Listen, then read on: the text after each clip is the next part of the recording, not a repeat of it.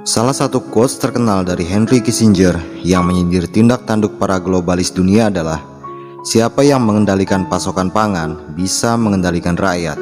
Siapa yang mengendalikan energi bisa mengendalikan satu benua. Dan siapa yang mengendalikan uang bisa mengendalikan dunia."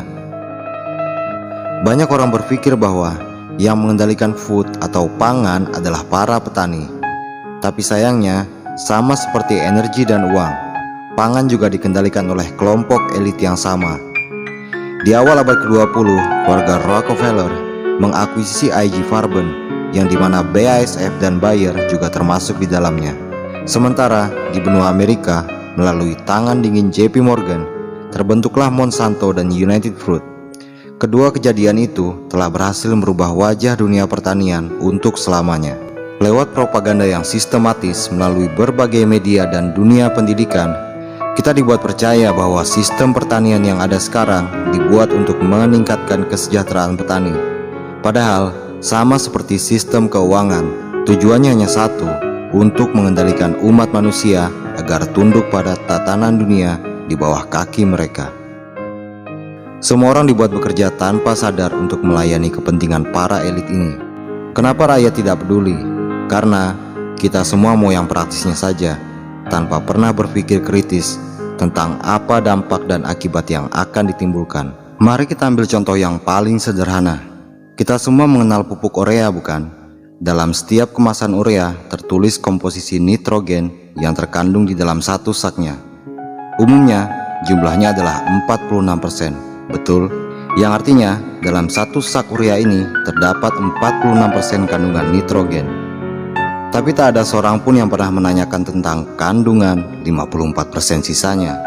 Dan tak ada satupun instansi pertanian atau produsen pupuk yang pernah menjelaskan tentang ini. Saya akan menjelaskan ini kepada Anda. Berikut adalah komposisi komplit dari pupuk urea yang beredar di pasaran yang saya ambil dari Carey Institute of Ecosystem Studies. Kandungan nitrogen sebesar 46%. Kemudian kandungan kadar air atau moisture sebesar 0,5%, biuret sebesar 1%, dan yang jarang kita ketahui karena memang tidak tertera di kemasan urea adalah kandungan racun amonia sebesar 52,5%. Nitrogen adalah senyawa bebas yang sulit terikat, maka dari itu dibutuhkan senyawa lain agar senyawa nitrogen ini bisa terikat dalam bentuk butiran-butiran seperti yang kita ketahui di pasaran. Maka dari itu digunakan amonia sebagai bahan pengikat nitrogen. Amonia ini juga digunakan sebagai senjata kimia saat Perang Dunia Pertama. Jadi dalam prakteknya sebenarnya saat mengaplikasikan pupuk urea itu sama saja dengan meracuni tanah perlahan-lahan, merusak ekosistem tanah tanpa kita sadari. Karena 52% kandungan amonia akan sepenuhnya diserap oleh tanah, sementara nitrogen hanya sekitar 5% yang terserap oleh tanaman. Sisanya habis menguap ke atmosfer saat moisture, biuret, tanah, dan kelembapan lingkungan terbuka bereaksi memisahkan antara kandungan nitrogen dan amonia.